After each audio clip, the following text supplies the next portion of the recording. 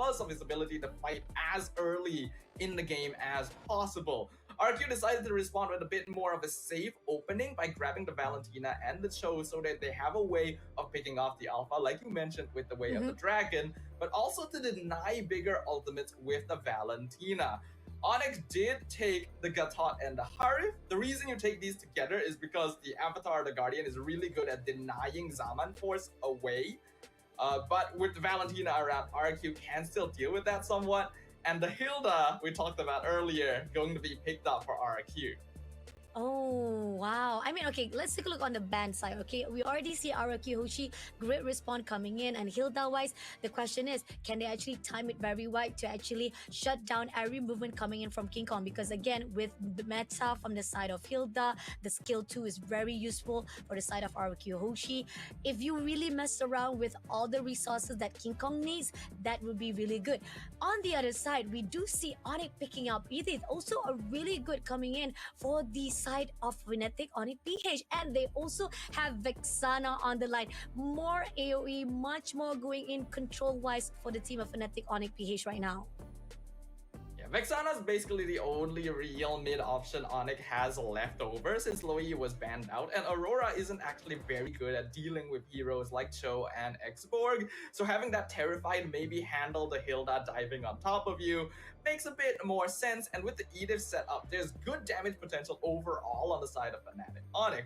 RRQ Hoshi going to give Skylar his classic claw though, so they are leaning more into late game scaling and just expecting the pressure and hold the early stages with the Hilda and Export. Oh, I do agree on that. Seriously, RRQ Hoshi so far right now, really good response. It's just how they gonna be able to control all the aggression that will be put out by Fnatic Onic Philippines for the time being on the early mid. That's the crucial point right now, because we are going to see the fight between Skylar as well as the fact that definitely King Kong will try to mess things around. The invasion, are they going to deny it? Will RRQ Hoshi be able to control it wise? And will the help of Edith as well as Gatot Kacha on the line, it will boost up even the momentum of Fnatic Onic. But so far right now on drafting wise, I gotta say both side has a really good potential. This even up for a while for the respawn wise. The question is, coming into the mid game, who are gonna be able to stand out? But this is it, guys. This is the first series, the big series of our 2-0 bracket between Indonesia versus Philippines. It is going to be RRQ Hoshi versus Fnatic Onic. This is going to be a game to keep an eye on, ladies and gentlemen, as we know the global series right around the corner. So establishing dominance here in the Snapdragon stage is going to set up that momentum you need for the rest of the year. And I think the drafts that we have here exactly suit the styles that Indonesia and Philippines are known for, with this side of Indonesia wanting to go for a little bit more of that early game and maybe set things up, while Fnatic Onic, we know that they want to be able to take control of that mid game and just slowly tighten the grip around their opponents. Agree, definitely. All right, so far, so smooth. A great cover coming in. I mean, we do see invasion coming in between Susujin as well as Kyler. Kyler gonna be in the pick right now. Oh, almost close enough to be tagged out, but with a dash, he still managed to survive it out. And we do see at least Brusco is on the lag side. Whatever it is, he'll be able to be backed up. But that was a really too close to tell whether or not RRQ Hoshi was able to be taken down our one Kelra. But nevertheless, he'll still be able to hold it ground, and he had to back away to recall himself. Sujin, it's expected that he's going to be putting a little bit more attention towards the gold lane here, but in the mid lane, Briscoe taking quite a lot of damage himself. Oh, coming in, and now we do see the first fight coming in by Kurt, taking down Darren first. The attempts coming in from Darren try to shut down Fnatic Onic is not gonna be able to do so now. Edog and Vince gonna wait it out for Susujin to be actually hold it out, but this turtle is already in the hands of Kiko, and now they're pushing in for the script itself. Kiko takes out Edog immediately with the Spirit of Alpha, now pushing straight away to the side of the one and only Susujin, but doesn't manage to put it. But that was already a good win with one kill on the side, as well as the turtle to be taken into Fnatic Onic. It is very much expected that Fnatic Onic should control the early game with an Alpha, Edith, and Gatot Kacha. It's a lot easier for them to take control of objectives, and they just have generally more damage compared to RRQ Hoshi. For RRQ, they gotta hold the early game and focus on giving as much farm to Rinz and Skylar as possible, with the Claude being the more obvious. That's why you're going to see a little bit more ganking towards the gold lane to make sure that Claude wins out against the Harith, because usually Harith is the winner here in this 1v1 lane matchup. Oh, that's totally agree. And here on out, we do see a 1v1 matchup coming in from Kurt as well as Durin. Airborne comes through, and now Kurt's trying to do it damage as much as he could. But I mean, you're talking about fighting off with Durin. I mean, a lot of the mobility-wise, survival and sustainability coming in from him. It's not going to be easy. Attempts coming in from the side of Kurt himself, but he's still not giving up. But he's got to be careful. Along the side of RRQ, it's going to be Susujin is just overlooking. And it seems that King Kong gets the input as well, and they will deny it as well. Now, Rince moving away as quickly as possible before being tagged out. At least a reposition is a good in favor coming in from RRQ Hoshi, but they really gotta hold off for a while because the aggression being put out by Fnatic Onic at the moment right now, it's really scary. Yeah, I feel a little bit bad for Tyrant because when you are on a Hilda, you're usually the one causing havoc and pressure on the map. But because Onic just has so much early game damage and they're dealing with an alpha jungle, the Hilda cannot actually invade to try and disrupt King Kong. He just has to try and win out a lane priority, which is already kind of difficult against an Edith, so that they can roam and actually stop Onic from being overly aggressive on other parts of the map. Unfortunately, Onic not really being stopped by that. They're going to start contesting the turtle in Sunsujin. Oh, coming in straight with the Spirit of Alpha, pushing in straight. Airborne comes through. Darren trying to push in straight away to King Kong, but doesn't manage to get the kill he's needed. He don't getting a lot of damage, but the turtle has already been picked up and pushing in right now. Is trying to push in, but RRQ Hoshi doesn't get the target that they needed. Fnatic Onic, they're gonna actually get away already. They already got what they needed, but damage comes through from Susujin. Double kill taking down Kirk as well as the side of Brusco. Now that's what is needed coming in for the side of RRQ, but at the same time, this is gonna be tough for the side of Team Fnatic Onic, as at least RRQ Hoshi gets the trade that they needed. That is exactly what RRQ Hoshi is looking for, and actually a massive win, because up until now I have been mentioning that Fnatic Onic should be stronger at this stage of the game. They just have more presence and damage overall, but extended the team fight a little bit too far, and RRQ beautifully managed their resources and positioning, playing around the healing being provided by the Revitalize so that they could prolong the fight and then re-enter once Onic had overextended in the mid lane. Because of that, Sutsujin now has a little bit of an EXP lead against King Kong, and RQ has even up the net worth difference. As long as they keep the gold even and Skylar does not die, this game is going in their favor. Agree, definitely. And a little bit stronger coming in from the side of Darren. This is where no matter how much you try to put out a potential to fight out with Kurt, it's still not enough. And going into the side of Susujin, I agree on the note that now he's actually in a very good advantage. Hopefully RRQ Hoshi can be potentially to cover and control the movement that they are required right now to move in into the mid game. And so far right now, we do see that Team Fnatic Onic is gonna actually try to team up right at the top, gonna actually try to give a lot of pressure to Skylar as well as Edo, but it will be denied instantly. Team RRQ Hoshi, really good grounding, really good coverage right now for both teams. It's really tie up for both of the teams right now. Yeah, like we mentioned, gold lane going to get a lot of attention to him, because if Onic can unlock Kelra and have him start gaining gold from assists, it accelerates their snowball so much further while stopping Skylar. But RQ not letting that happen.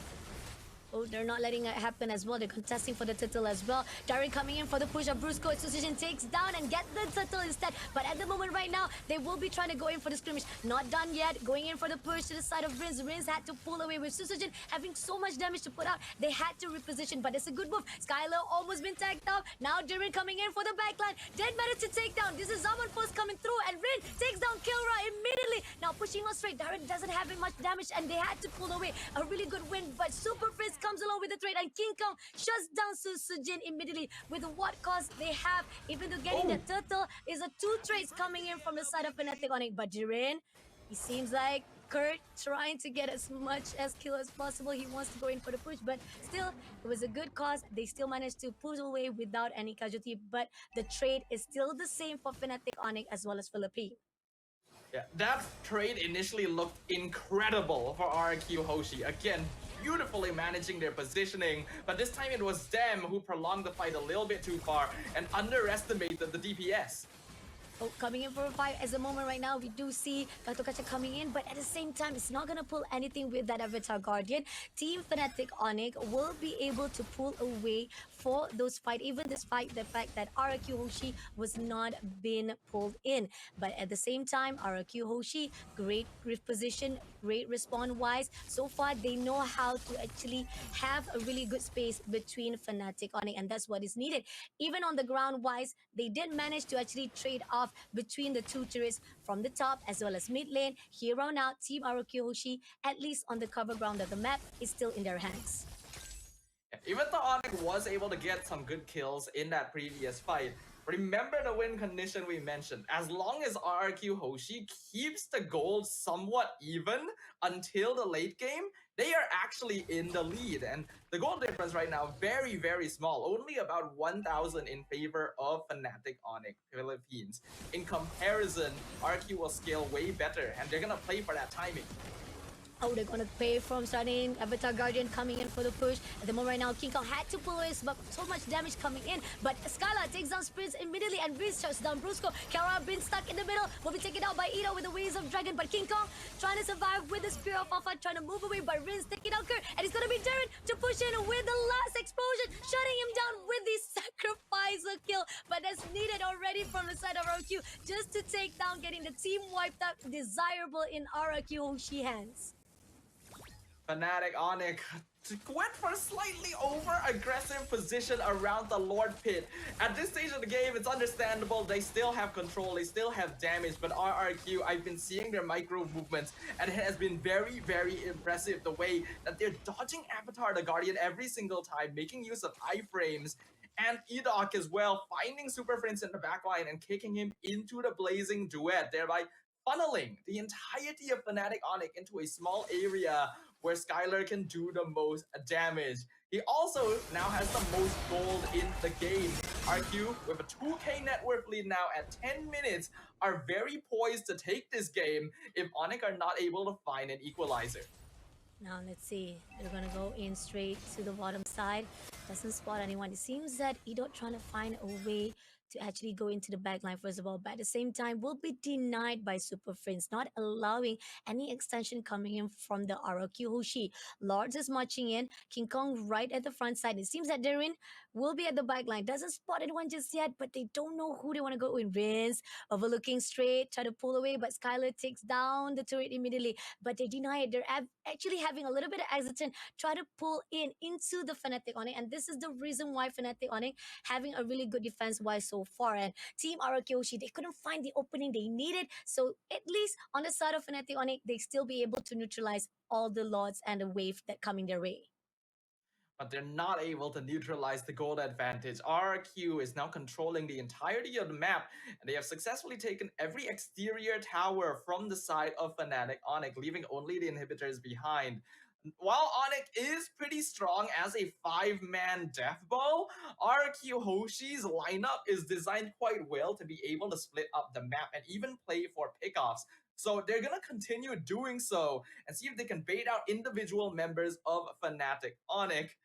And if they're able to continue doing that, it's going to be quite difficult for our Filipino champions. Let's see. King Kong trying to find a way to break to RRQ. So far, Brusco just waiting for the right time. The fact that RRQ, I like the positioning wise, they're denying every Avatar Guardian been put out by Brusco. And that's the reason why it's not in the favor of Fnatic Onic every time they go into team fights. So that's the motion where we're seeing RRQ Hoshi positioning wise is very important for their keys. Now, Kara trying to actually bait out RRQ, trying to actually pull them in. And the best part about it is that Team RRQ Hoshi, they don't need to worry about anything. They're literally prioritizing on the lane side. As long as they allow those waves come in and keep giving pressure to Fnatic Onic, it's still gonna be in their favor. It's a very interesting picture to see here because we typically expect PH teams to always be superior in terms of macro, but because of the draft matchup for this game in particular, RRQ Hoshi are taking care of that incredibly well since all of their heroes are either durable on their own or have built-in escape mechanisms so that they are able to split push waves without needing to worry too much about getting ganked. Not to mention that Kirk is the only really reliable form of CC that Fnatic Onic has. He has to find Skylar, and that is after baiting out a Purify. Otherwise, RRQ Hoshi just has so many ways of controlling team fights.